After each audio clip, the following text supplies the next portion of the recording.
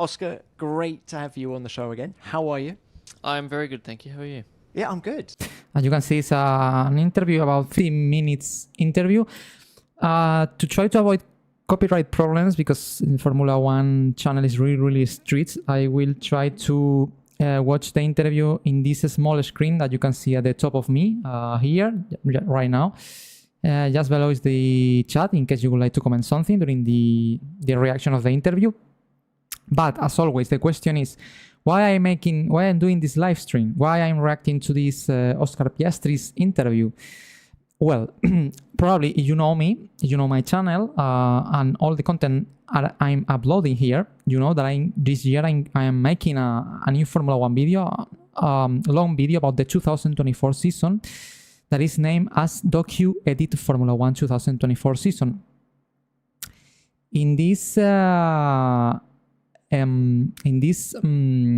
project, I'm making different edits about different drivers of the season, and one of the drivers I'm making an edit is about Oscar Piastri, obviously, about his fantastic win in Hungary, and also compilating the best highlights of the season of Oscar Piastri and editing in a very spectacular way.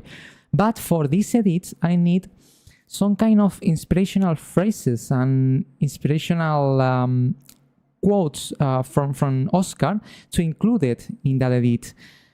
Because as you can see here, I want to show you now, as you can see here, this is the edit I'm making about Oscar Piastri.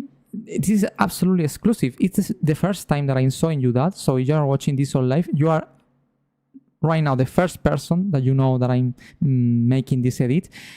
And as you can see in this part of the edit, that is a slow motion footage from Oscar with music at the background. This is where I would like to include some phrases from Oscar Piastri, you know, to include it in that gap. This is just part of a whole edit that you can see here. It's a longer edit, but at this point that is empty, the audio track is empty. This is where I would like to extract interesting quotes, interesting phrases that Oscar will say during this interview in the podcast of Beyond the Grid. So, in case you don't know me as a creator, the rest of the people who is here probably knows who I am. My name is Dani Lozano. Some people know me as Flows, and during the last 10 years, I was making different unofficial Formula One documentaries and edits. For example, the Silver War F1, Nico Rosberg versus Lewis Hamilton, Silver versus Red, Sebastian Vettel versus Lewis Hamilton, the 8th and 1, Max Verstappen versus Lewis Hamilton. Documentaries that reach millions of views in my other YouTube channel that is named as Flows.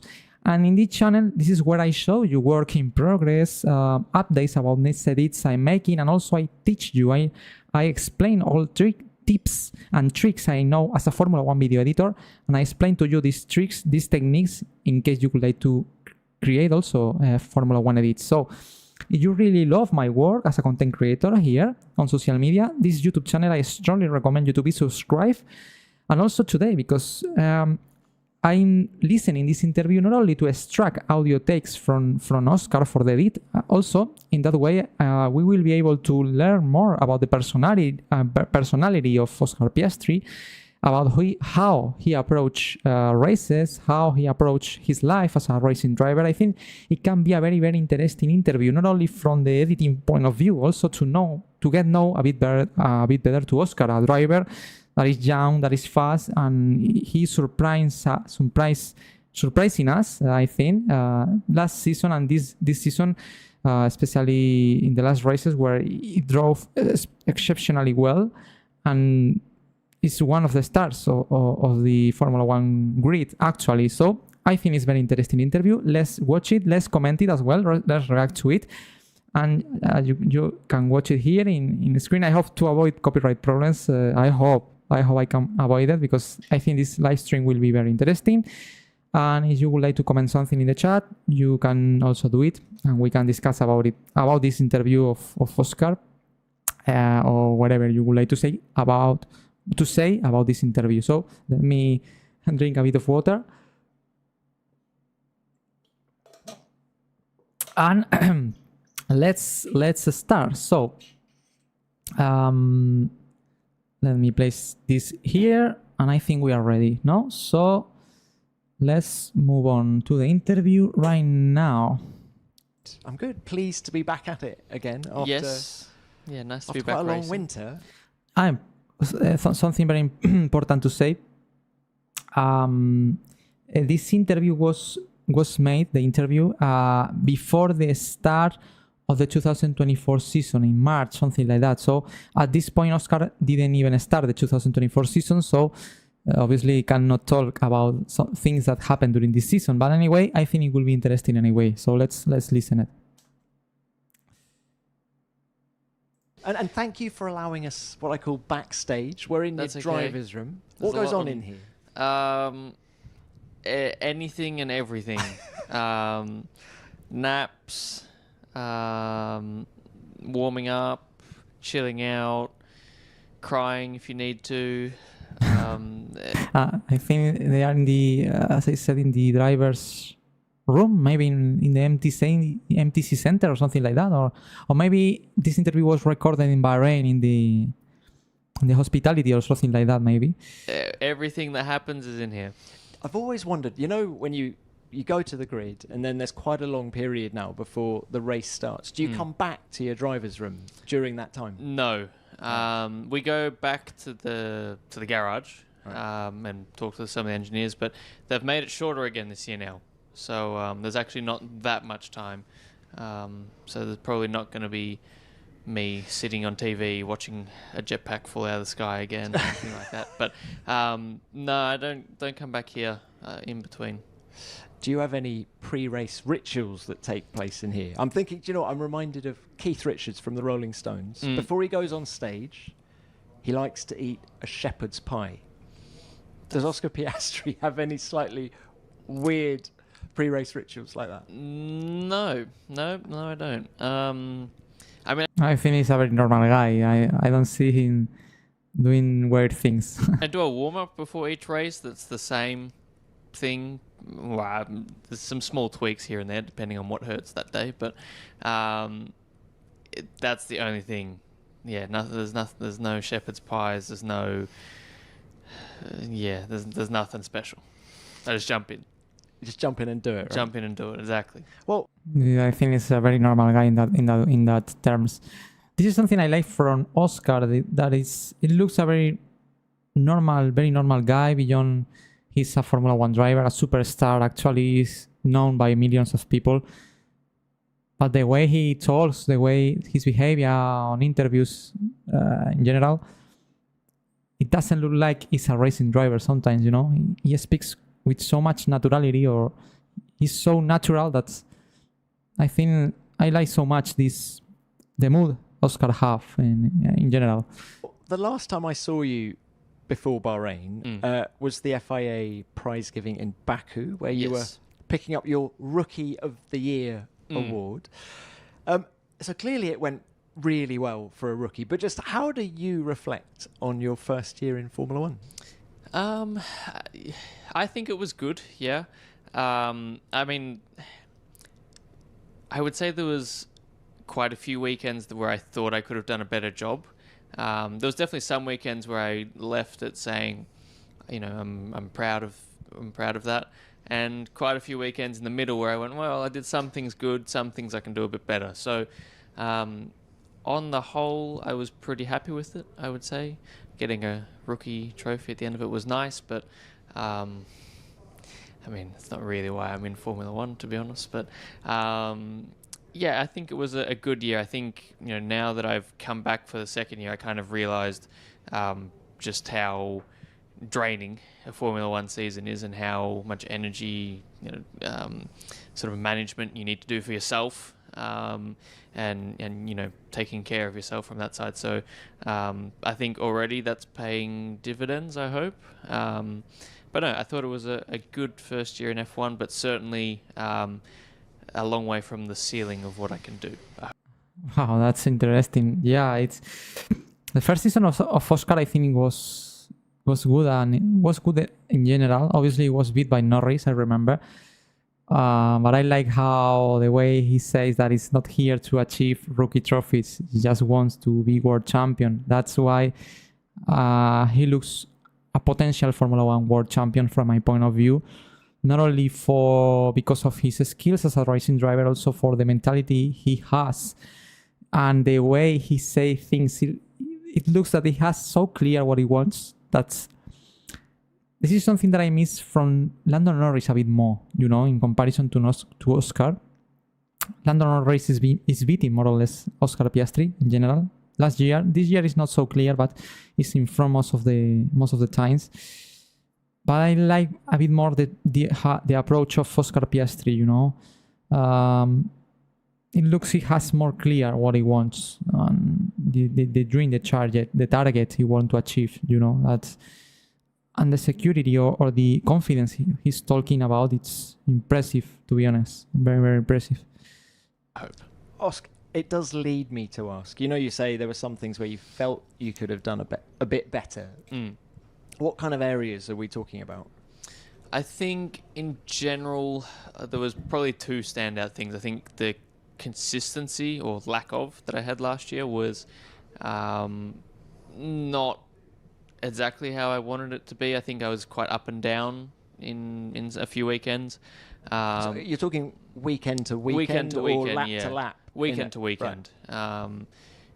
And so I think just having more consistency across the year would be, it's always a positive thing, but I think that was something that I wasn't particularly happy with. And then managing the tyres in a race, that was from a specifically driving point of view, that was probably the biggest focus that I took into this year, and biggest thing I wanted to improve. I think my quali pace in especially the second half of last year was there or thereabouts most of the time, but the race pace was a bit more hit and miss. So that was something I really focused on. I think in Bahrain it was a good step in the right direction on what is a pretty high deg circuit.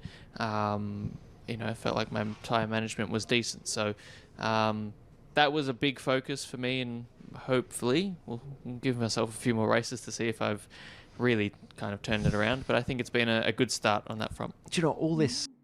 Yeah, I agree. I think last year first season was a good season for a rookie driver, but obviously sometimes in comparison to Lando Norris, it was really, really far away, and it's normal because it was his rookie season. Obviously, he's talking this year about the Hungarian Grand Prix. That was probably the time when was recorded this interview. Only one race done in the season, and now we are in the moment we are watching this interview. We are just yesterday was celebrated the Italian Grand Prix that he could won. Finally, Charles Leclerc won, but he was in the lead and catching Leclerc for the win until last lap, after a wrong strategy by McLaren from my point of view. But from here to the previous races he did in 2024 so far, I think the progression Oscar did from last year to this year was huge, very, very huge. Instead, right now, I don't know actually how much points are the difference between Lando Norris and Oscar Piastri right now, but probably something will be 30 points, something like that. It's much closer than last year, where Norris beat Oscar by, I think, more than 100 points or close to 100 points. And so definitely Oscar level up massively. It's easy because his rookie year, when you are rookie as Oscar was last year, it's easy to improve what you did previous seasons. Lando Norris is in another level. He's I think the 6th year in Formula 1 for Lando. But anyway, the most important thing is the progression you can see in Oscar. And you can see this year is very, very close to the Lando Norris performances, and sometimes even better than him. And he's talking about tire management, qualifying pace, and I think he improved in all these areas. So he has very, very clear when he has to improve, and he is doing it. So it's really, really cool to see, to listen that. Raises the question of just how hard it is for rookies to come into Formula One. And is it a coincidence that 2024 is the first year in history that we have no rookies because teams aren't willing to risk? Gotta get that. Oops, we have advertisement. I mean, yes and no. It's.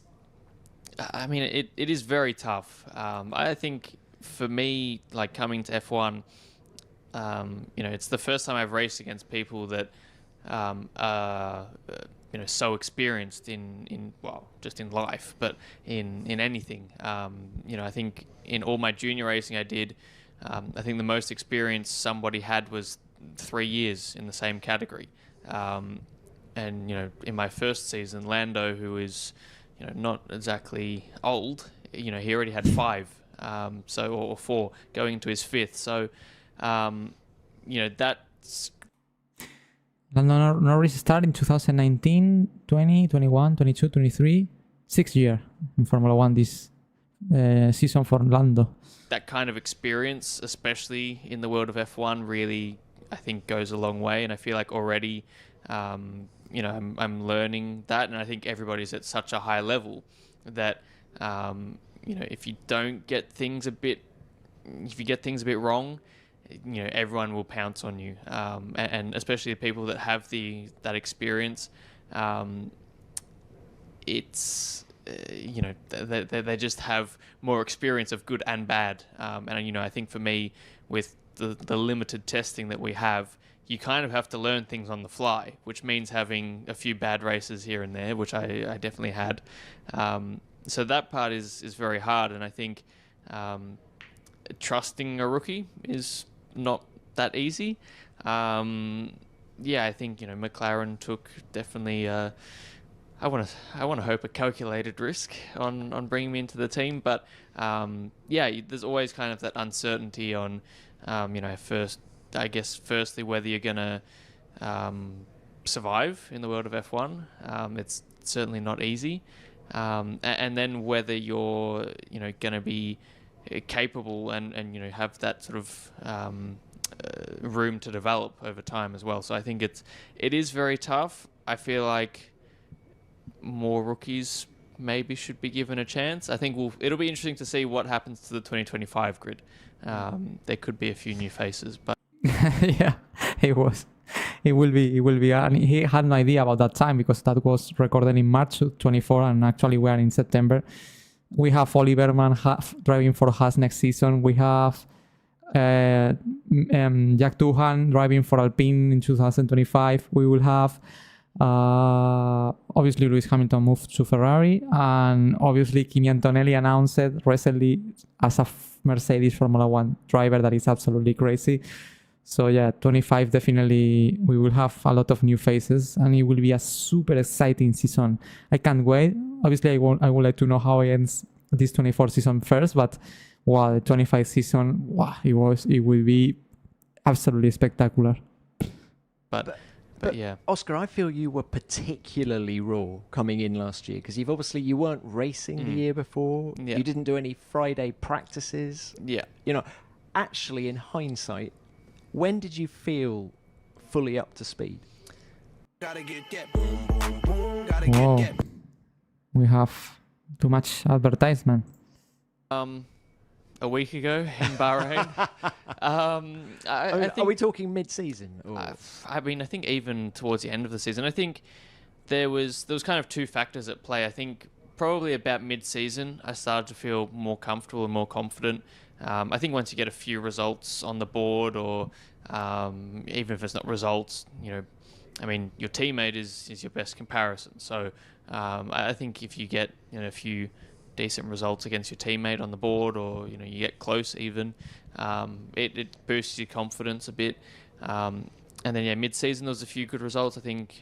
Was that the catalyst for you feeling comfortable? Was the good results, or was it one change technically to the car, or a change in approach? Or not really. I always try to remove results from my mindset and my thinking, but I think especially when you've not had any and when you're so new, you sometimes need that result. And I think for me, even in my junior racing, sometimes even in testing, it was like a lap in testing that I drove well, the car was good, that's what I need the car to feel like every time.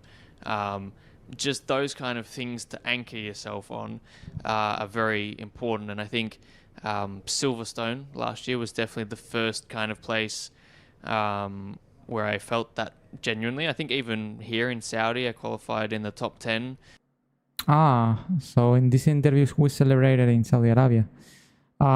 It's all about Silverstone, and obviously Silverstone last year in 2023 was the first good result for Oscar, but obviously that was also because the big upgrade McLaren brought to Silverstone last season, that was the point where McLaren started to go up and to grow as a team and to fight for podiums, and this year fighting for wins.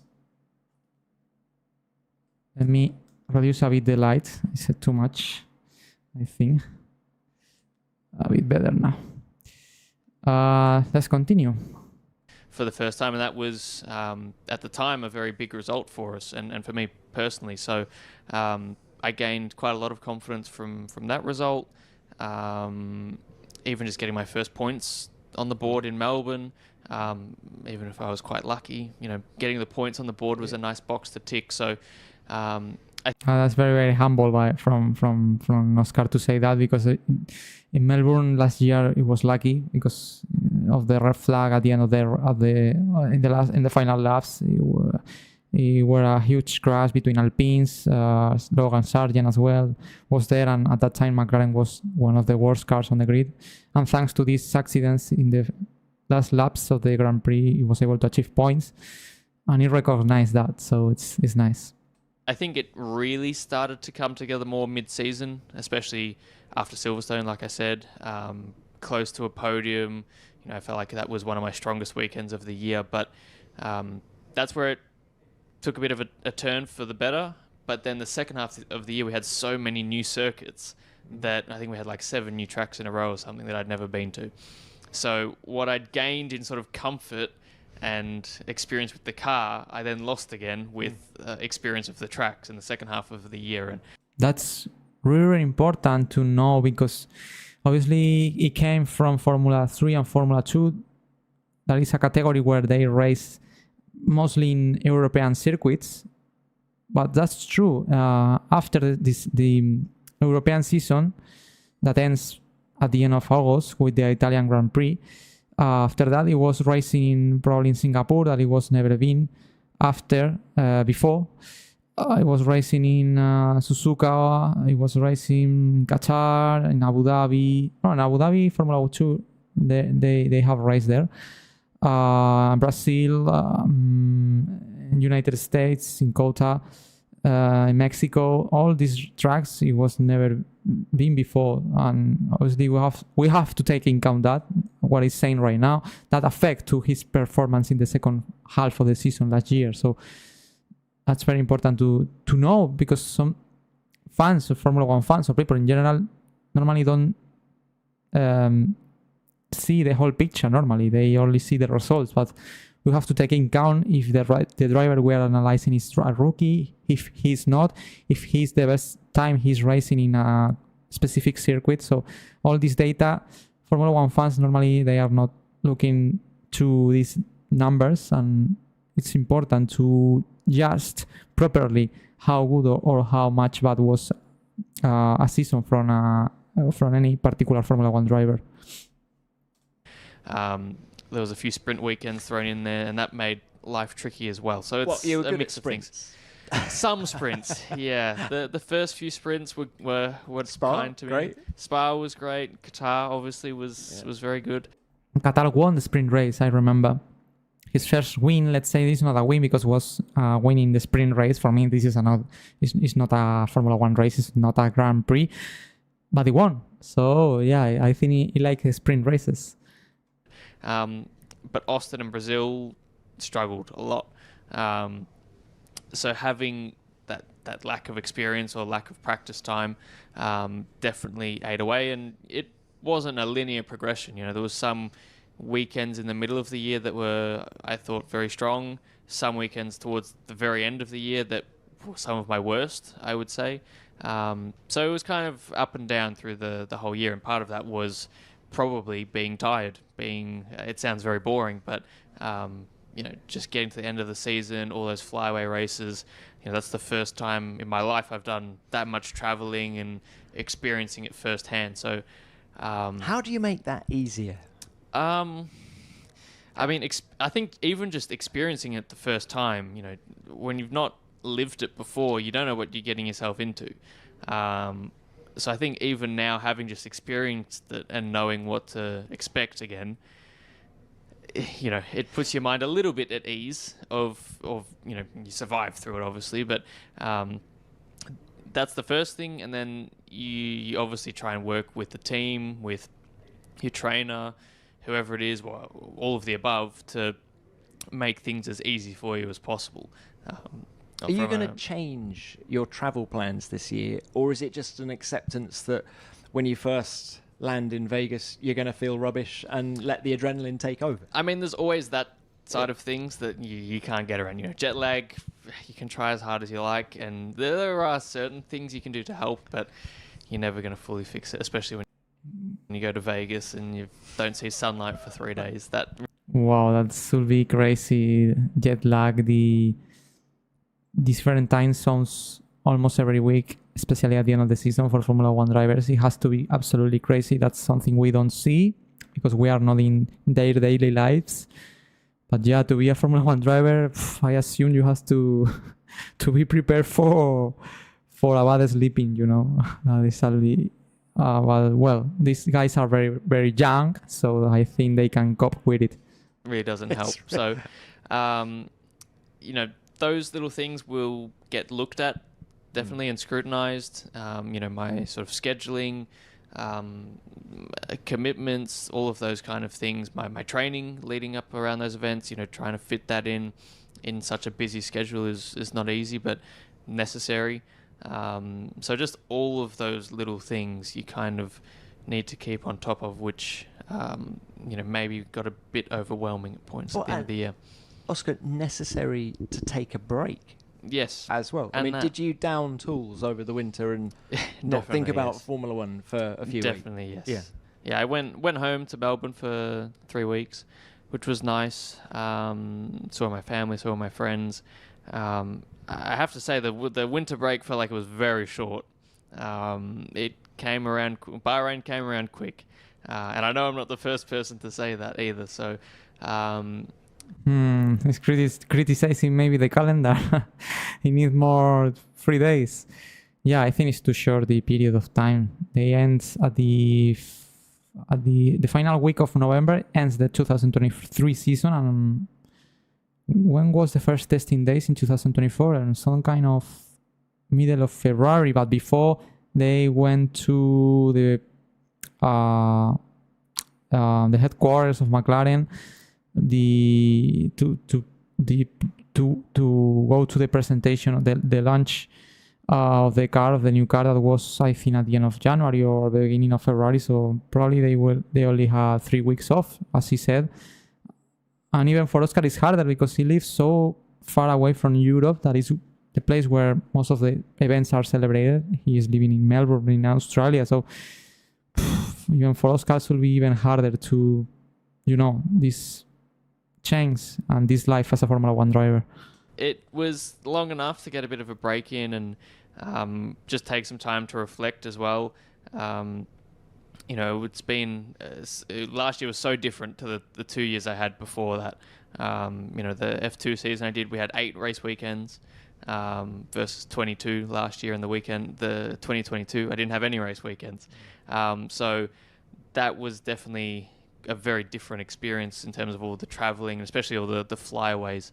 That was a very new experience. And when you were hooking up with all your old mates back in Melbourne over the winter, did it dawn on you just how different your life, age 22, is compared to their life, age 22, 23, whatever they are? Definitely, yeah. It's kind of weird. Every time I go back home and see them, and my sisters for that matter, and pretty much everyone in my life in Australia, it's always sometimes it can be a bit shocking, how different things are.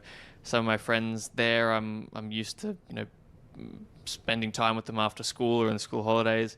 and now they're like actually working, and they've got jobs, real jobs.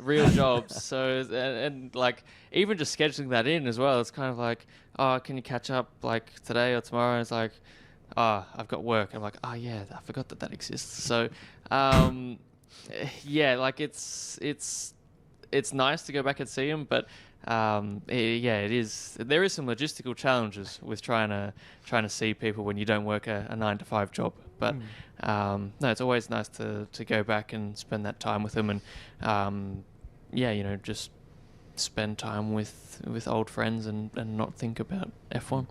If you listen to our episode, wow, that should be weird. I think if I will have a Formula One driver friend, something like that, I will see him as very, very strange guy in terms of normal life, because life from a Formula One driver, as he's saying, is something absolutely different. I think he's only 22, 21 years old, and he just traveled all around the world. He was in the most important countries. He have a lot of money, probably, being so young. And yeah, but I think it's very good for him to disconnect at least 3 weeks with his old friends and to start to go to daily life for some weeks. That's place you in the way you were born, you were raised, and I think this is very important to don't try to be absorbed by this glamour of Formula One. And that's, I think from the outside that I see as a spectator, sometimes it looks very, very artificial. I don't know how it will be on the inside, but yeah, it looks from the outside very, very artificial. And I think if we, all of us, we will be Formula One drivers, we will be waiting for the end of the season to try to go to our house with our people around, our families, friends, just for a couple of weeks, trying to forget this Formula One world for a couple of weeks as well. So episode with Sergio Perez at the start, what was waiting, or visit a shop. Incredible. Let's skip forward a bit. Out for me last year was one of the .com with the code GRID. I did just want to ask you about the sprint in Qatar. Of course, yes. You won the race. And one of the things, apart from your speed, obviously, that really stood out for me last year was your coolness. Ice cool, sort of Raikkonen-esque, I feel. I want to ask you what it was like. You're leading that race. Max Verstappen is bearing down on you. What were you thinking at that moment? A few things. I think the first thing was I knew there wasn't that long left in the sprint. I think there was like 5 laps left or 6 laps left. And the gap was like, I want to say 2 seconds or 2.5 seconds. So I knew it was going to be pretty tight because, I mean, I don't need to say more, do I? So at that point, I was kind of like, how quickly is he going to catch me? And like, how hard am I going to have to fight? But then after like the first lap, he got into second, and then the second lap, he didn't take that much out of me. I think even the second lap, we were pretty much even. So from that point onwards, I was actually quite confident that we could win. And then from that point, it was a very long, like 2 or 3 laps trying to get to the end. But I was honestly quite relaxed. But those first couple of laps, it was, quite the opposite. Just I've been in that position, fortunately, a couple of times in my career already. And it's, an interesting feeling when you've got a quicker car behind you. But that time we had enough to hang on, which was cool. Yeah, well, that sprint in Qatar was probably the best session of Oscar, one of the best sessions last year, winning that sprint race, holding on Max Verstappen in the Red Bull. That was at that time the much faster car not much faster, but very fast car, the fastest car of the grid. And the way he explains how he was ahead of Max and how he was able to maintaining him behind, and he knew in the laps 2 or 3 that he will be able to win. That very good mentality from Oscar, and yeah, I think he has the mentality to be champion someday. I'm sure if he won't be, he will be very close to be champion because he's so young, so fast. He won Formula 3 at the first attempt. He won Formula 2 at the first attempt. So he won basically everything he did before Formula 1 in the first attempt as a rookie. So yes, that says you how much fast is this guy. Oh, we've referenced race management already, and is there anything you can do? Explain for us mere mortals who have never driven a Formula 1 car. Is there anything you can do to prepare your arsenal for the attack from someone like Max Verstappen in terms of looking after your tyres? Were you driving differently before he got up behind you? Is there anything you can do with all the systems in the car that... To a very limited extent, yes. You can do some things. You can look after the tyres a little bit better. You can charge the battery up if you want. But both of those things come at a cost of lap time, right? So if you want to charge the battery up fully for when he gets to you, he's going to get to you even quicker. If you want to look after the tyres for when he gets to you, he's going to catch you even quicker. So there's almost an element of, do I push flat out and just try and hang on, which is kind of what I did, or do you kind of just wait for the attack to come? But I think when you've got a quicker car behind you like that, especially the Red Bull that has a very powerful DRS and top end speed, there's not that much you can do to stop it. It's almost prevention is the best the best way to attack it rather than waiting for it to happen and trying to fight it. So that was kind of the mentality I had, and fortunately it worked. I like so much this phrase, how the mentality. This is something that I wanna note for the edit I'm making. I think this phrase I wanna place in somewhere. So I note the minute in the minute 90, 30, something like that. And I note it because it's very, very intelligent what he said. Basically, yeah. Max Verstappen obviously is a very, very fast driver. He has a very, very fast car last season, but sometimes you have to adapt your driving style to the driver you have behind, and so prevention, as he said, it's a very, very intelligent word to describe how you have to approach battles against great champions as Max Verstappen. It's a very, very good phrase. I wanna place it somewhere, I think, in my edit. And how did it feel? How do you reflect on that win? It's not going to go down in history as a Grand Prix win. Unfortunately not, no. But how important was it? I think at the time I didn't really appreciate it that much. Really? Yeah, honestly. We had a race we had the Grand Prix the next day. I think I was actually more excited to qualify on pole than crossing the line first for the sprint, because the sprint shootout was basically the same as qualifying, just had a different name. So when you beat everyone else on merit, I feel like there's, in some racing situations, even the sprint to some extent, a few guys got through on softs, and Max got put back in the pack a little bit, and a few things went my way a little bit. I still did my job of getting back to the front, but there's those kind of variables in qualifying. It's you, the track, and whoever's the quickest, that's who wins, right?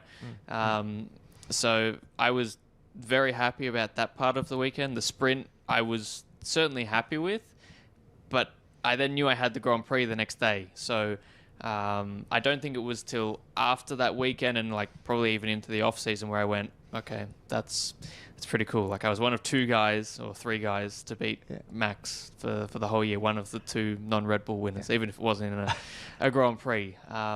So in hindsight, a very, very cool achievement, and something I'm very proud of. But at the moment, honestly, even asking my engineers, I think they're expecting a bit more from me. So it didn't sink in immediately. And Max, this is something that I don't like of the sprint races, because he said that it was more important for him to be on pole for the sprint race than even to win the sprint race. And that's because you after the sprint race, you have next day the big Grand Prix, the real race. And obviously, it's a shame that the first time Piastri won something in Formula 1 was in a sprint race, because, it's not the same. You are not in the podium at the end of the race when you won a sprint race. You don't receive a trophy, just a little medal or something like that.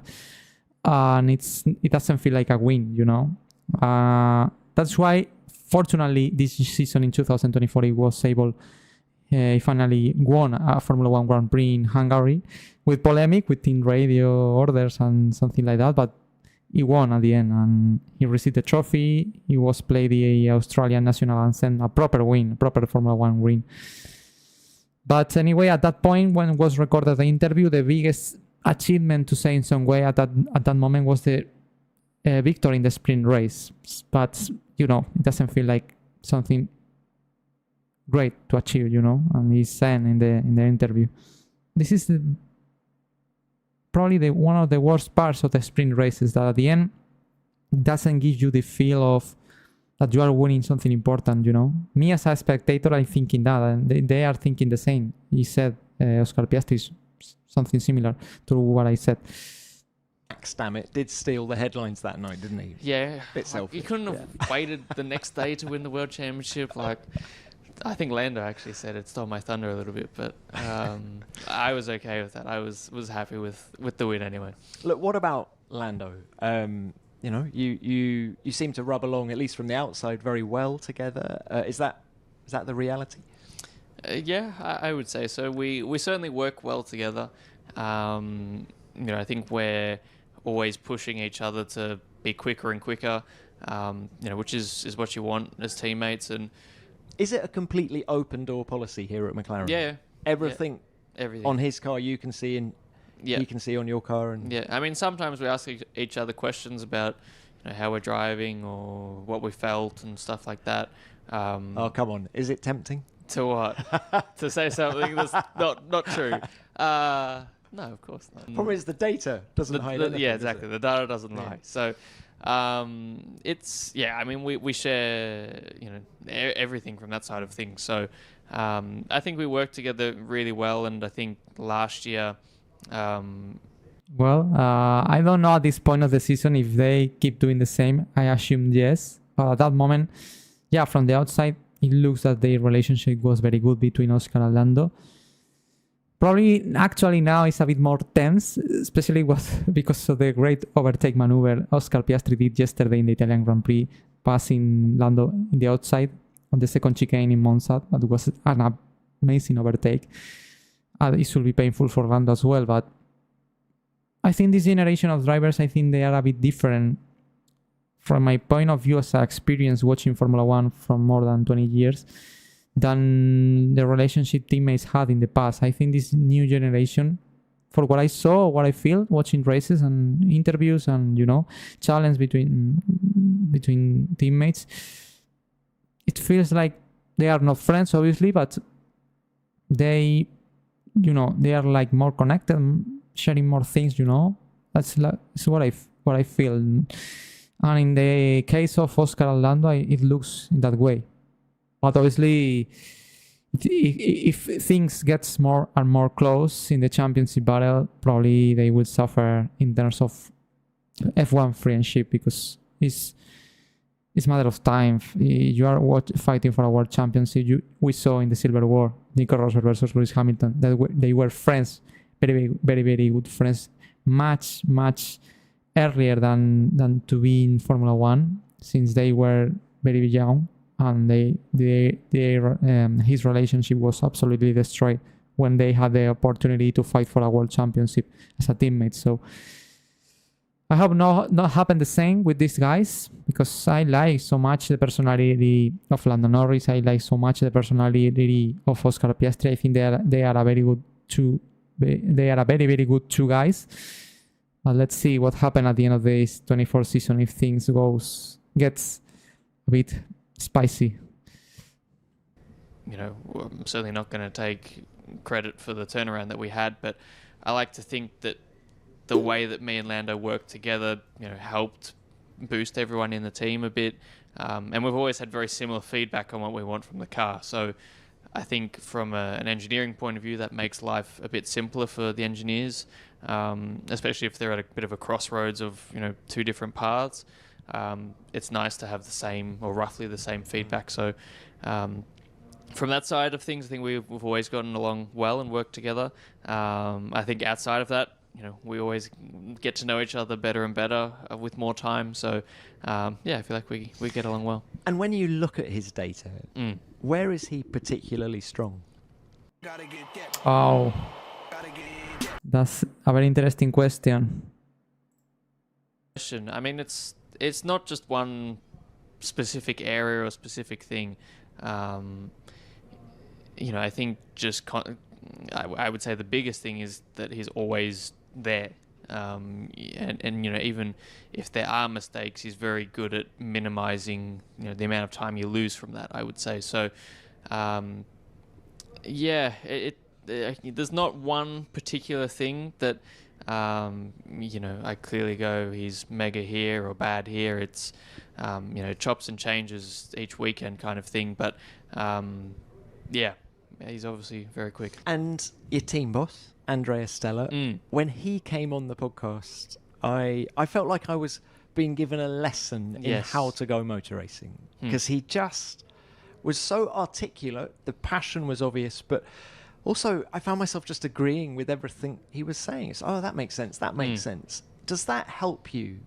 Definitely.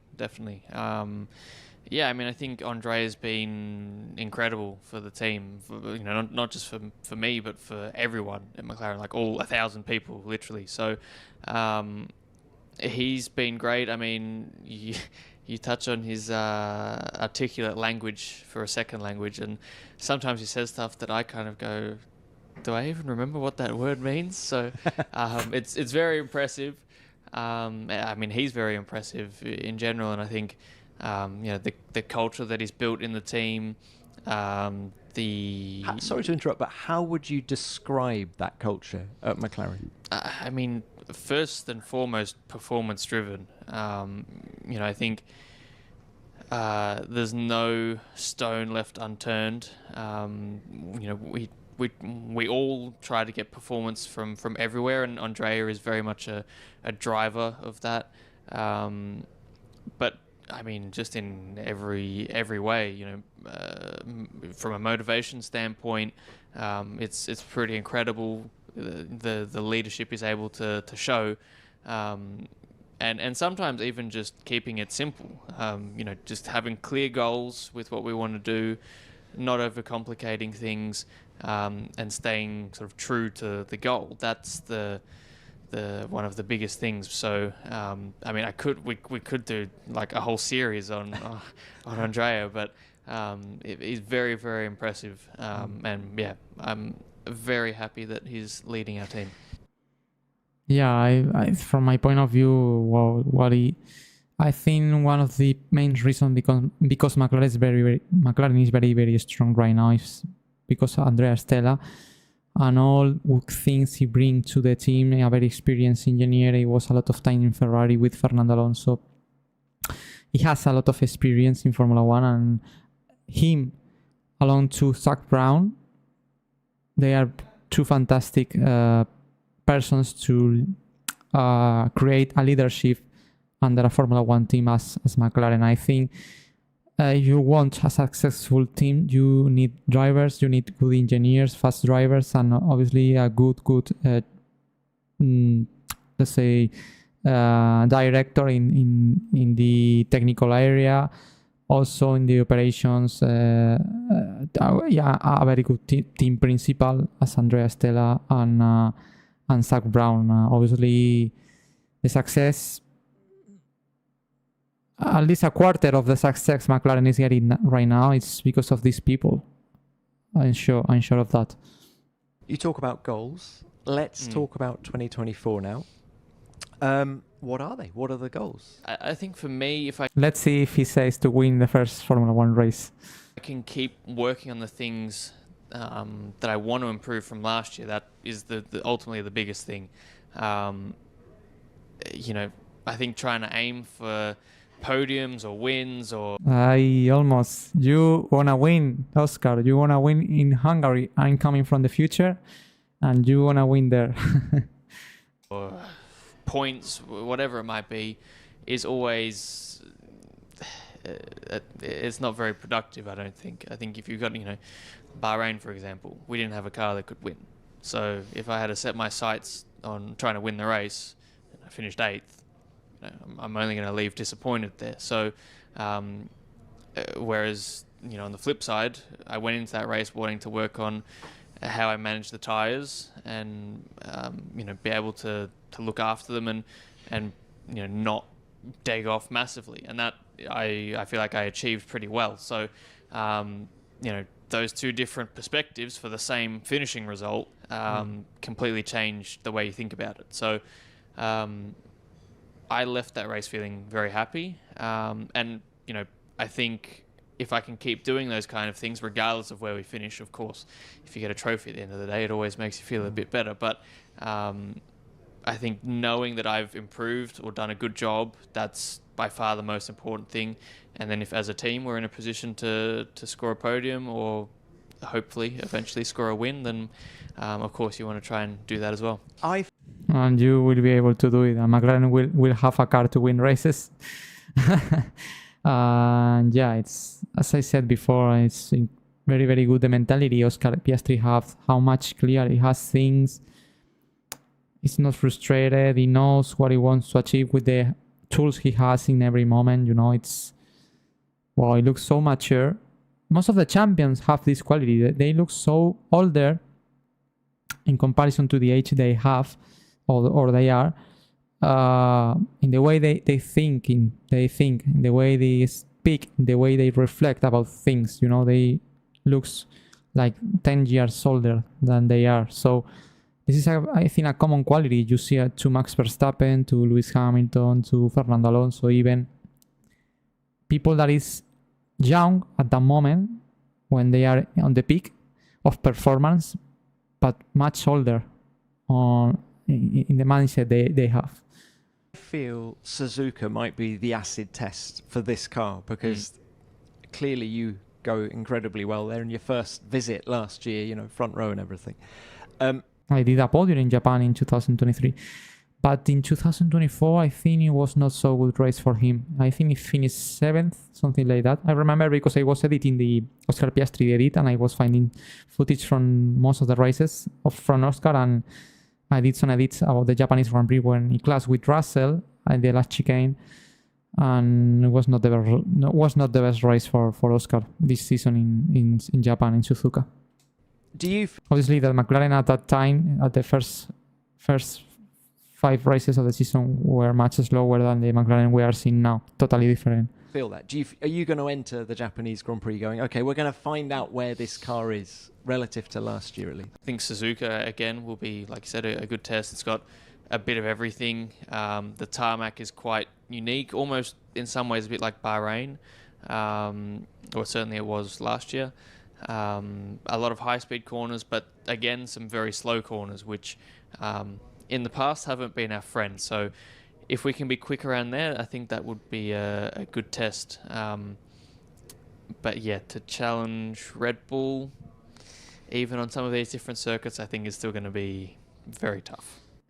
It was impossible. It was impossible. Max Verstappen won easy. But not now. He's not winning right now. He had no idea this Oscar Piastri that is in the past what McLaren and him and he gonna achieve for the second half of the season. Take Red Bull out of the equation. It seems the field has closed up yet again. Mm-hmm. In Bahrain, you had Lewis Hamilton in front of you, Fernando Alonso behind you, 2 of the most experienced guys in Formula 1. Do you relish racing these people? Yes and no. I mean, when you're in the car, no. Like, there's another person you're trying to beat, really. But, I mean, yeah, when you don't have the helmet on, yeah, I mean, it means a little bit more when you're racing against someone like Fernando or Lewis.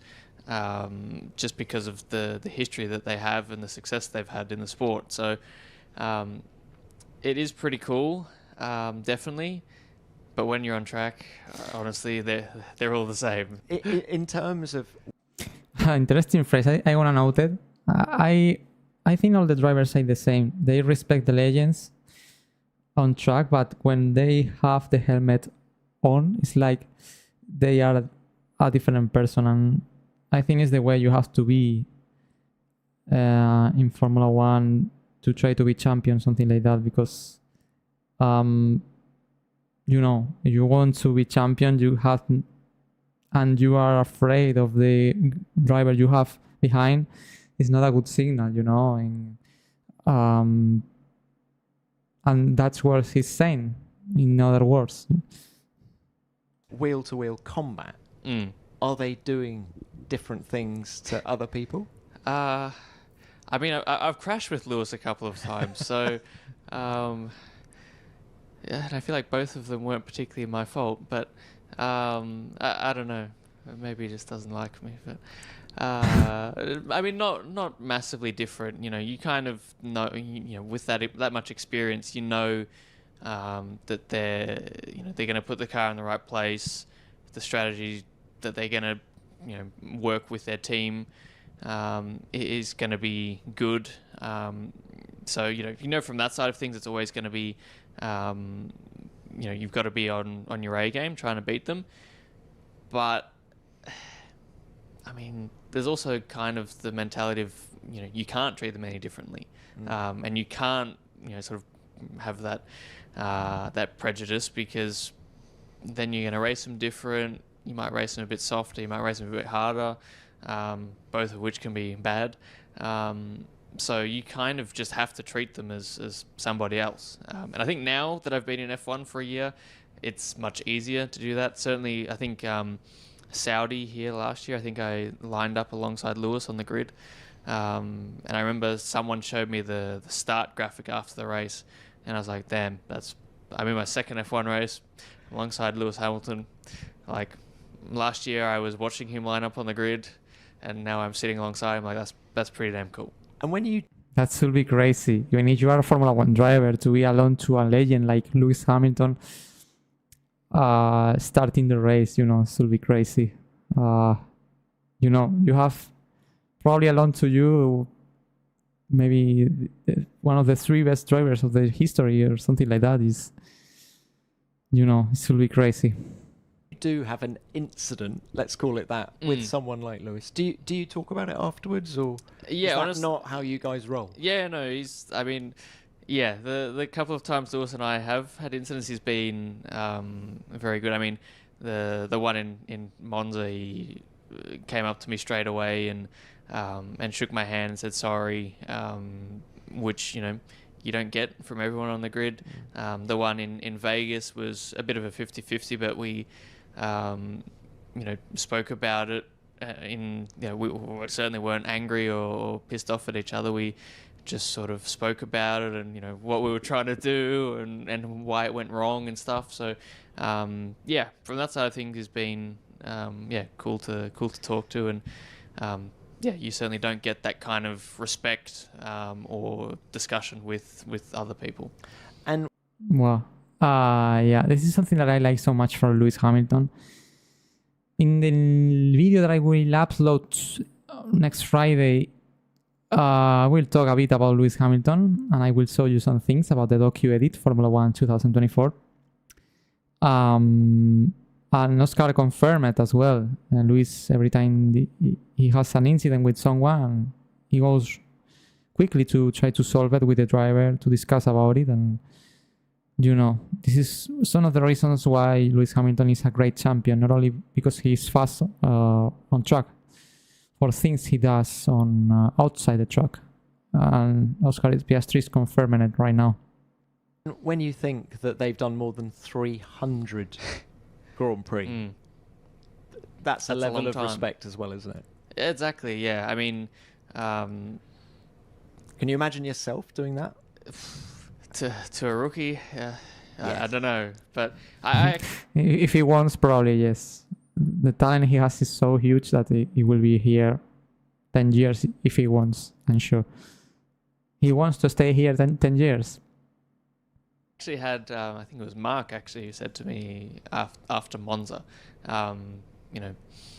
if he didn't think much of you, he wouldn't have come and said anything, which I'm going to trust Mark on that one. I feel like that's a good bit of advice or wisdom, but yeah, that's a long time, and Lewis has not had that many incidents in his life, so it could be easy for him just to brush it off. But I had a lot of respect. Of course, I wish that we didn't crash in the first place, but no, I had a lot of respect for being like that. You mentioned Mark Webber, of course, your manager. That's one example of how he's helped you, I guess. But give us some other examples of how useful it is to have him as your wingman and the kind of advice he can give you.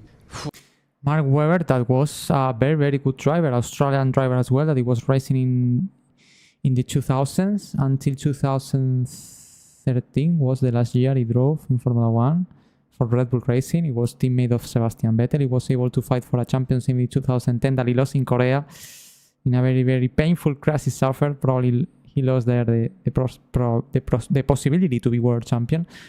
But Mark Webber, that is the manager of Oscar Piastri, I don't know how much good is he is managing driver careers as he's doing now, but as a driver he was very, very good and fast.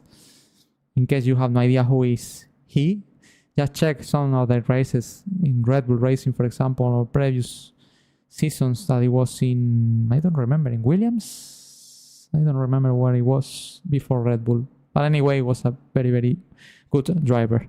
Oh, where to start? I mean, it's so many areas. I mean, the first one is just the behind the scenes stuff. All the paperwork, sorting out schedules.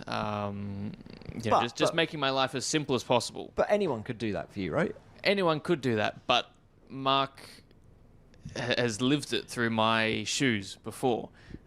So he knows that. That's crucial. Mark knows what he has to do as a driver because he was Formula 1 driver. That's extremely important. If I'm spending an extra half an hour here, an hour here, or whatever it might be, he knows the effect that that's going to have on the weekend.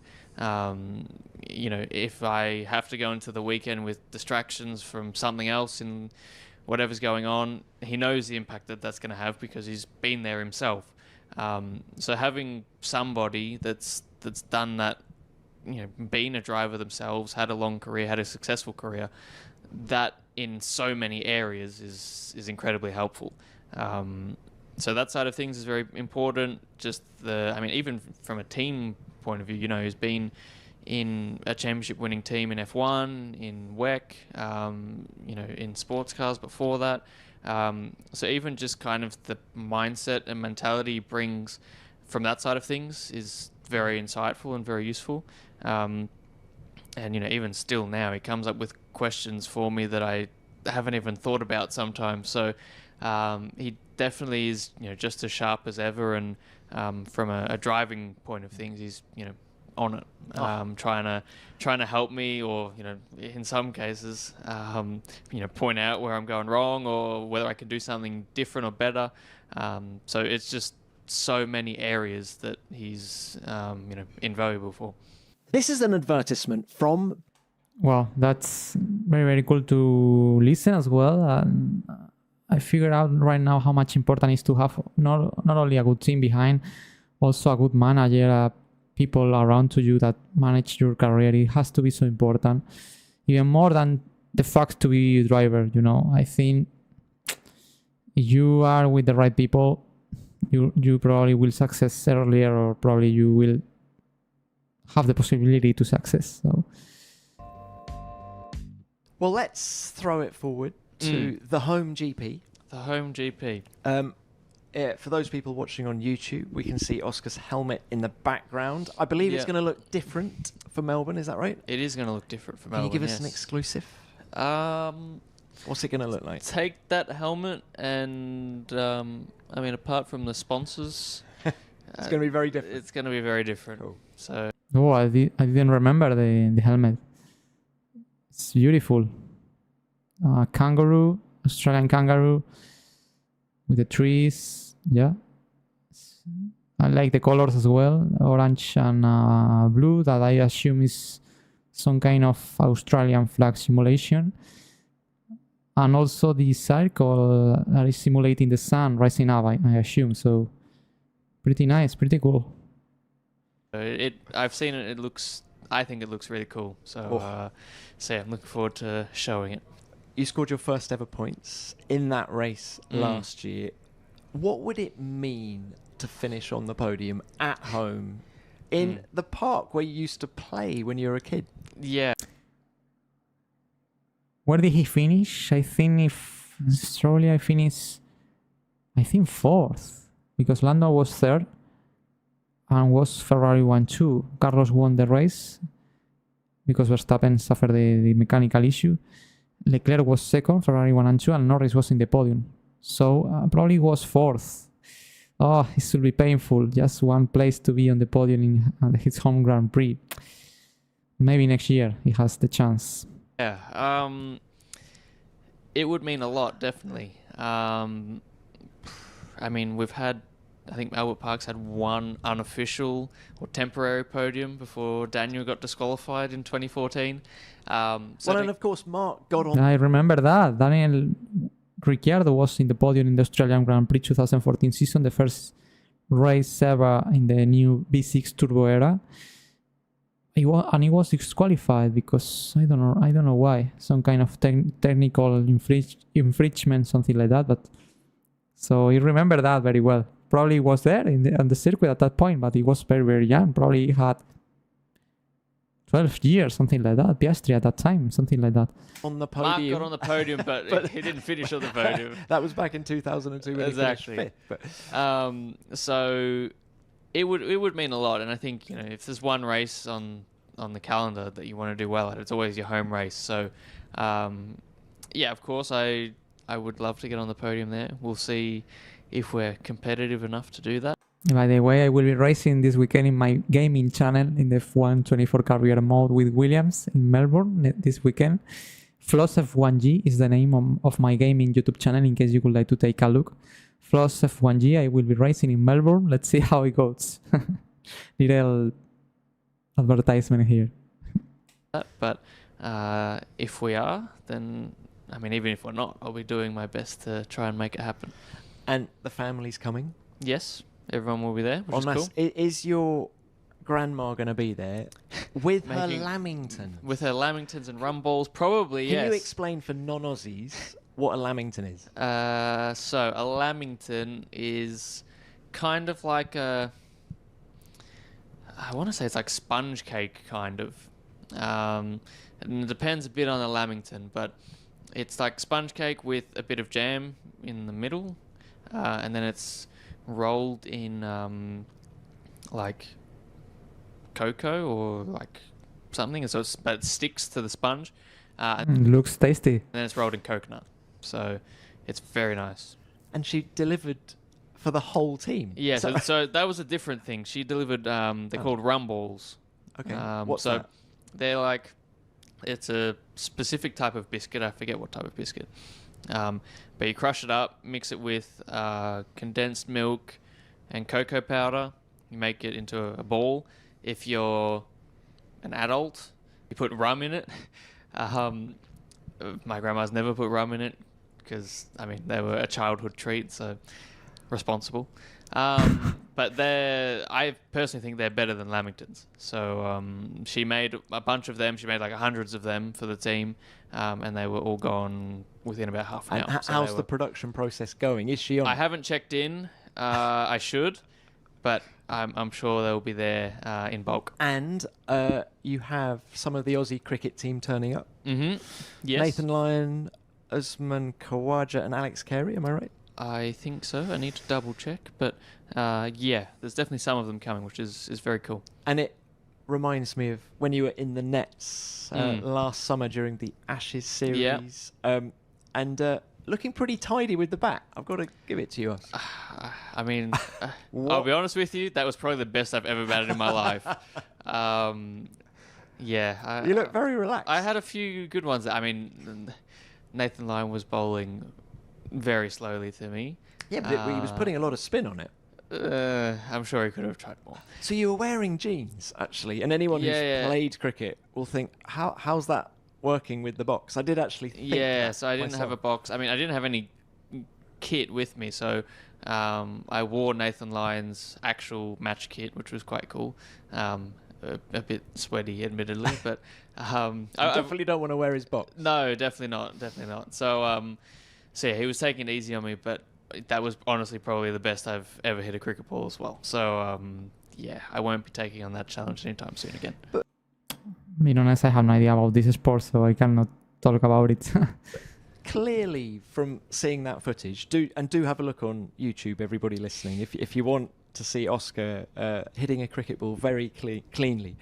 But your hand-eye coordination is clearly very good. You're a racing driver, and I saw that in the nets as well. So I'm giving you this opportunity to say something to Alex Albon, who has publicly... wow. Oscar, he's publicly shamed you. Here we go. You're giving me my pants. So. He's publicly shamed you about your paddle playing. Yeah. What do you make of that? It's absolute nonsense. Absolute rubbish. I will admit, I'm not the best. I've played against some people that are good, but I'm certainly not the worst. It's getting personal now. I saw they did another video today, as of when we're recording. He's done it again. Yeah, they've put my face on a paddle racket to try and I mean, I haven't seen the video yet, but yeah. This is not finished, so I think it's going to probably end up in a McLaren versus Williams paddle game. Can I be there to witness that? Yes, you can. We might sell tickets and everything. But yeah, this is not over. But I'm not taking it because I'm definitely not the worst. Nowhere near. Well, look, Oscar, I never played, so I cannot comment nothing about it. I want to end this just by saying... if we hook up at the end of the year, season's just gone. We've done 24 races. We're both probably pretty shattered. You way more than me, obviously. What would be a good year for Oscar? Interesting question. Let's see how it responds. Oscar Piastri. You say constant improvement. Mm-hmm. Will that be enough as long as you know you've done a good job and you're not going to put a number on it? I think yes. I mean, yeah. I mean, I think putting an absolute number on it is not particularly productive. Like I said, I mean, you know, as much as we try to not say it, I guess, your teammate is always your best reference. Of course. Classic driver response. So, you know, naturally, how I stack up against Lando, both, you know, especially externally, is what's going to be looked at. But also, you know, I want to beat everybody. That's the phrase. I noted. I want to beat everybody. This phrase will be in my edit for sure. That's the phrase I was looking for. 43, 33, 25. Exactly. That's the mentality to be champion. A racing driver wants to be everybody on track. That's it. That's the way it has to be if you want to be successful. All champions say the same. Which includes Lando. So, you know, I want to be able to try and do that. You know, there's certainly some things that I need to improve on that will take time. But, yeah, I mean, I'm here because I want to try and win. So... that's going to be a good measure, I guess. But yeah, just the constant improvement is the biggest thing. And, you know, I say I want to beat everybody, but the constant improvement is what's going to make me beat everybody. So focusing on that is the important part, and then hopefully the rest does what it needs to do. Well, look, very good. Perfect response. It's so mature. As I said before in a couple of occasions, that's why he's doing a good season in 2024 and he's been successful. probably will be even better in 2025. I have no doubts, and maybe win one race or two races more before the end of the year. We have actually, in the moment I'm doing this live, 8 races more. I'm sure it will be competitive, and it will be have chances to win in some of them, and probably will win someone more. In Italy, it was super close to do it yesterday. Good luck with that. We're just going to end on a new segment that we have for this week. Wow, okay. Yeah. Quick fire questions. First one, what else are you good at? I knew it will come in, because this is a very interesting point of the interview. Oh, shit. I changed the video. Sorry.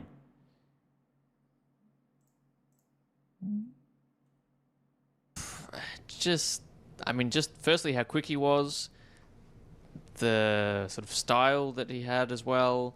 I'm not sure if it's the same question. Senna was the best cricketer. I am, and this is the most quick fire questions. Here. First one, what else are you good at? Paddle. Thank you, Alex Alba.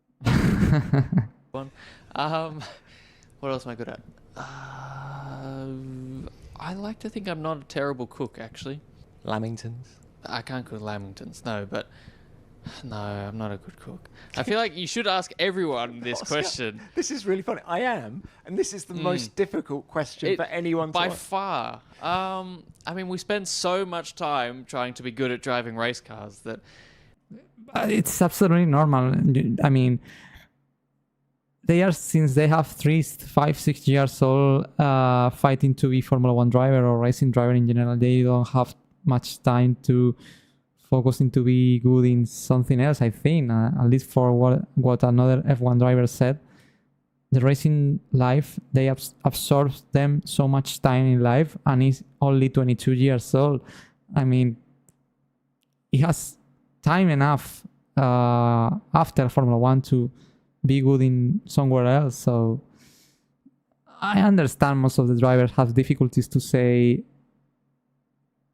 a different thing apart from Formula 1 where they are good at. So we don't have that much time for anything else. I want to say that, let's say in the F1 field, I reckon I can back myself as the best cricketer.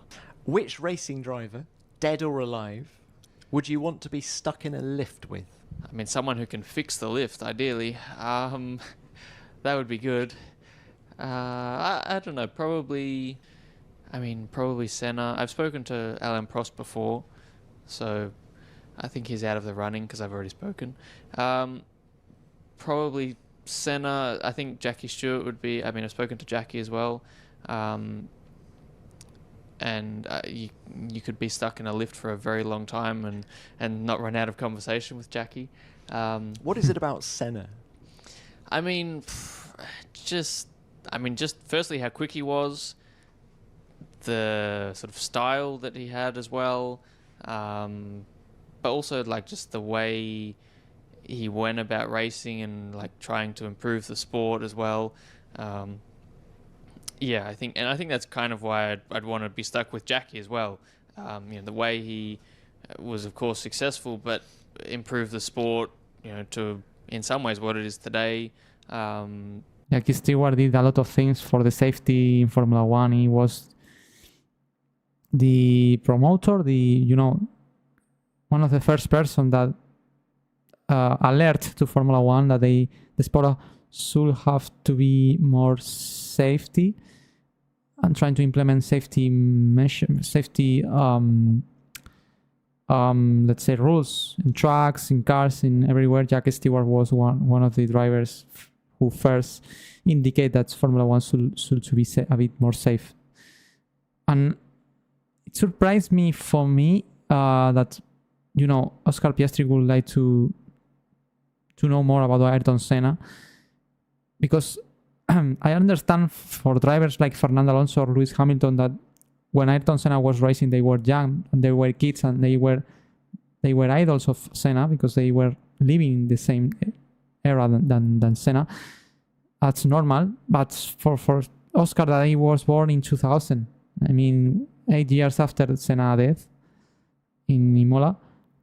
And the Senna legacy is so powerful, so big, that even young people and even didn't coincide with Senna in the same era, they really want to know more about him. You know, that's probably Senna is. I don't know if he's the best driver of the history. I don't know. We can discuss about it. It will be super long conversations, but probably Senna is the most remembered driver ever, and I think it will be.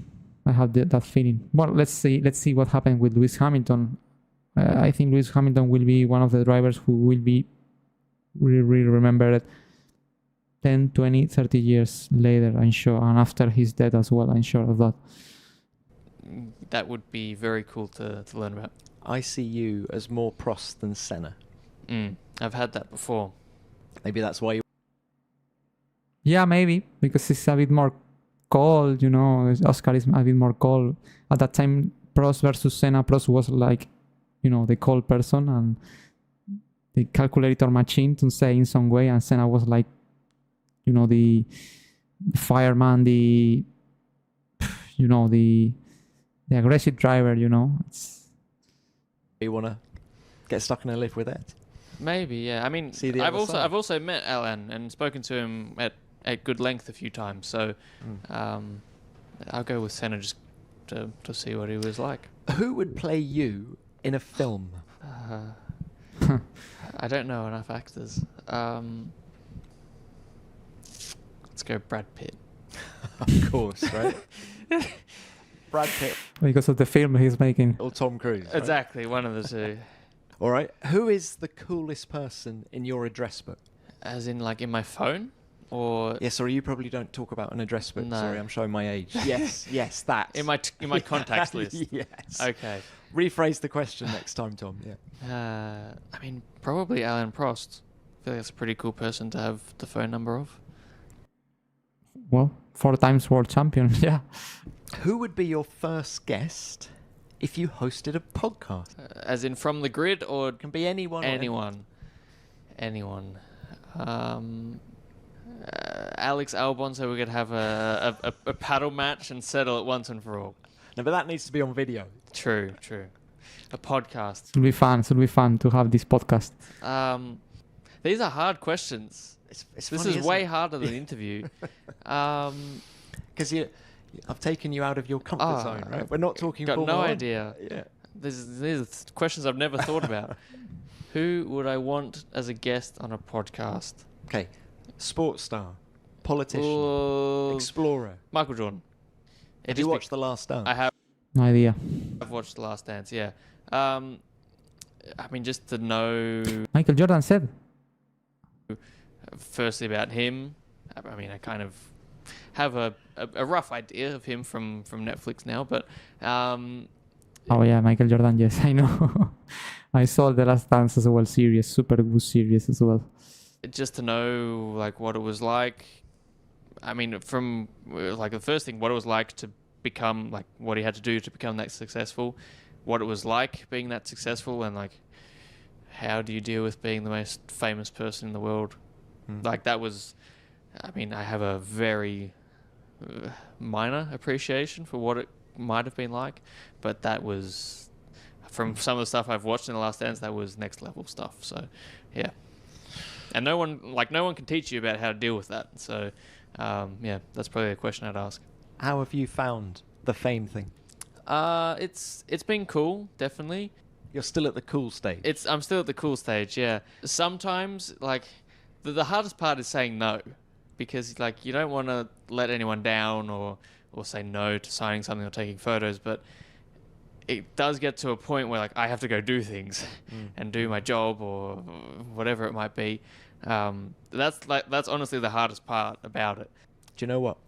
It's going to take you a long time to get down the Melbourne Walk next week. Oh, don't worry, I know. Arrive early. I know, I will.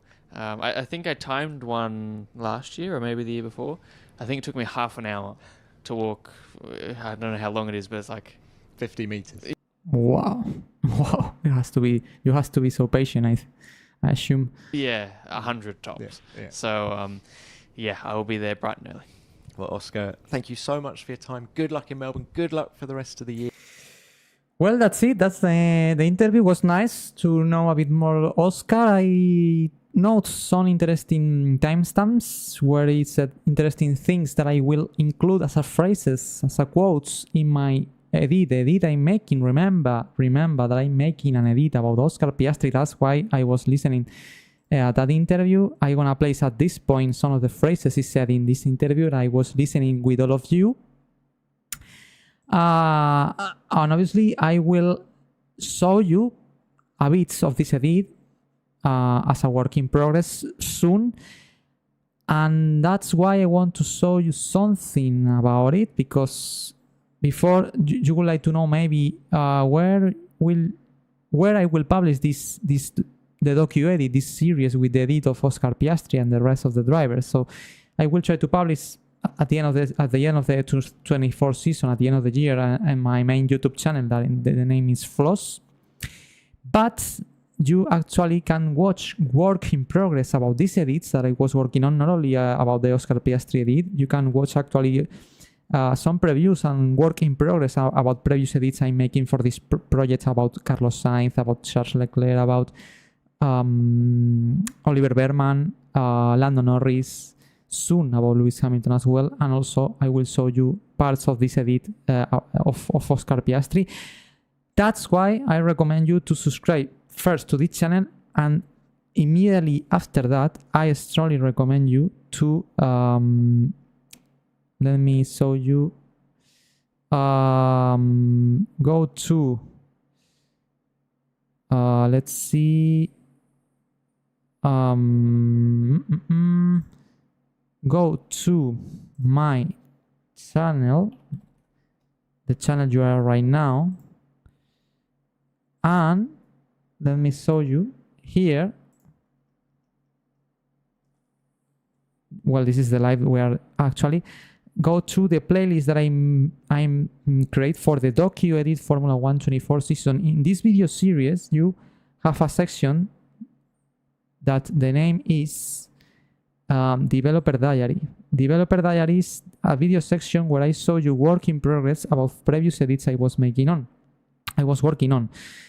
Here I show you things about Carlos Sainz edit, the Lando Norris edit, the Charles Leclerc edit. Soon I will post a new one about Lewis Hamilton, and also in the next weeks I will post a new one about the Oscar Piastri edit I'm making, where I will show you how I was including some of the audio takes we were listening today for the edit. Here you can see a full interview that I was watching from Charles Leclerc, where I did the same thing. I was listening a full Charles Leclerc interview, very interesting interview, to extract some quotes from Charles to include it in the edit, and I did it finally. And in this Developer Diary, in the episode 3, I show you how the final result, including the phrases of Charles in my edit. And this is the playlist you have to save, and also, of course, to be subscribed to my YouTube channel. This one, which is where I show you all these things. Obviously, I have more videos, but and the Docuedit will be published in this channel, which is my main channel, the first that I created. This is the channel why people know me, but it's so much important as the previous one. This one, Floss by Dani Lozano, and the channel we are now, Dani Lozano Floss. These both channels are in synchrony, works as a one. In this one I post the videos, and in the previous one, the channel I do in this live stream is where I show you the work in progress and I explain a lot of things. So right now I'm gonna deactivate this and this. Thank you so much for staying with me in the live. If you are watching the video after the live, anyway, thank you so much for enjoying this interview with me. I think it was very interesting to know a bit more to Oscar Piastri. I think I learned more about his personality, his mentality, and I like so much the way Oscar responds the questions. Very mature driver, so young but mature at the same time. And stay tuned. Soon I will show you this Oscar Piastri edit with the phrases included that I was listening in this podcast. That was very, very cool to react to with all of you together. And nothing more to say for the moment. Stay tuned. New video this Friday. Developer Diary episode 4. I will show you new edits about the Docuedit Formula 1 2024 season. An exciting project, and you will love it. I'm trying to create the best Formula 1 video ever. I will be able to do it, not sure, but I think I'm close. See you soon in the next video. Bye bye.